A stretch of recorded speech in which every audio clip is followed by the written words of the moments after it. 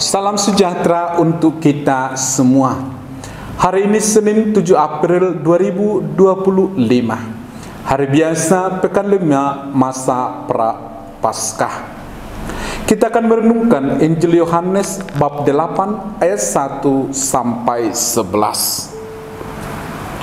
Tetapi Yesus pergi ke Bukit Zaitun. Pagi-pagi benar ia berada lagi di Bait Allah, dan seluruh rakyat datang kepadanya.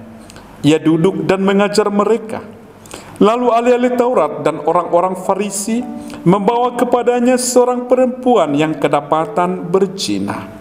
Mereka menempatkan perempuan itu di tengah-tengah dan berkata kepada Yesus, "Guru, perempuan ini tertangkap basah ketika ia sedang berzina. Musa dalam hukum Taurat memerintahkan kita untuk melempari perempuan-perempuan yang demikian dengan batu. Bagaimana pendapatmu tentang hal itu?" Mereka mengatakan hal itu untuk mencobai dia, supaya mereka memperoleh sesuatu untuk menyalahkannya. Namun Yesus membungkuk, lalu menulis dengan jarinya di tanah. Ketika mereka terus-menerus bertanya kepadanya, ia pun bangkit berdiri, lalu berkata kepada mereka, "Siapa di antara kamu tidak berdosa, hendaklah ia yang pertama melemparkan batu kepada perempuan itu." Lalu ia membungkuk lagi dan menulis di tanah. Namun setelah mereka mendengar perkataan itu, pergilah mereka seorang demi seorang, mulai dari yang tertua. Akhirnya tinggallah Yesus seorang diri dengan perempuan itu yang tetap di tempatnya. Lalu Yesus bangkit berdiri dan berkata kepadanya, "Ibu, di manakah mereka? Tidak adakah seorang pun yang menghukum engkau?" Jawabnya, "Tidak ada, Tuhan." Lalu kata Yesus, "Aku pun tidak menghukum engkau. Pergilah, dan mulai sekarang jangan berbuat dosa lagi." Demikianlah sabda Tuhan. Saudara-saudari yang dikasihi Tuhan, kehadiran Yesus di Yerusalem pada hari raya Pondok Daun menimbulkan berbagai tanggapan dari orang banyak. Banyak yang akhirnya memihak dan mempercaya dia. Tetapi Yesus tidak berkenan bagi para orang Farisi. Perintah untuk menangkap dia pun sudah diberikan oleh imam-imam kepala dan orang-orang Farisi.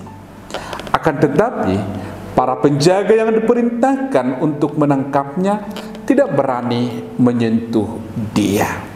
Di antara orang-orang Farisi sendiri bahkan timbul pertentangan yang panas. Apakah Yesus melanggar hukum Taurat atau tidak? Karena Nikodemus, salah seorang dari kumpulan imam kepala dan orang-orang Farisi, membela Yesus. Karena itu para lawan Yesus, ahli-ahli Taurat dan orang-orang Farisi, ingin menjerat Yesus dengan kasus yang pelik. Akhirnya mereka mendapat kesempatan, yakni menghadapkan kepada Yesus seorang perempuan yang kedapatan berzina. Jelas bahwa hukum Musa mengatakan bahwa orang yang tertangkap basah berzina harus dilempari dengan batu sampai mati. Berzina dikenakan bagi orang yang memiliki pasangan, entah mereka sudah bersuami atau bertunangan. Dalam hal ini, para penafsir sebagian melihat bahwa perempuan itu adalah perempuan muda yang telah bertunangan, mungkin sekitar 13 atau 14 tahun. Wanita di umur seperti itu tentu masih labil, ia rawan untuk menghadapi godaan. Ada penafsiran yang mengatakan bahwa kemungkinan perempuan itu juga dijebak, digoda, dan kemudian dikhianati demi kepentingan para ahli Taurat dan orang-orang Farisi tersebut. Dalam kasus ini, perempuan muda itu dan juga teks kitab suci digunakan oleh para ahli Taurat dan orang-orang Farisi untuk keuntungan mereka sendiri. Ironis bahwa ahli-ahli Taurat dan orang-orang Farisi menggunakan perempuan itu, menganggapnya sebagai alat atau benda semata, bukan pribadi yang berharga, demi mencapai tujuan mereka. Bagi mereka sebenarnya bukan terpenting bahwa perempuan muda itu berbuat salah atau tidak, tetapi perempuan muda itu mau digunakan sebagai alat untuk menjerat atau mencobai Yesus.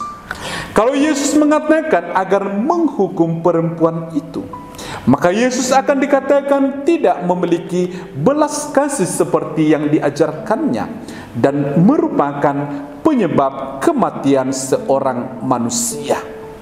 Akan tetapi, kalau Yesus mengatakan agar melepaskan, maka Yesus akan dikatakan melawan hukum Musa. Yesus mengikuti permainan mereka, tetapi memberi penyelesaian dengan cara lain yang menunjukkan kualitas dirinya. Ia hanya mengatakan, siapa yang tidak berdosa, hendaklah ia yang pertama melemparkan batu kepada perempuan itu. Yesus secara tidak langsung mengatakan bahwa perempuan itu bersalah, tetapi hukuman tidak menyelesaikan masalah. Sebaliknya, boleh jadi menimbulkan masalah yang lain lagi.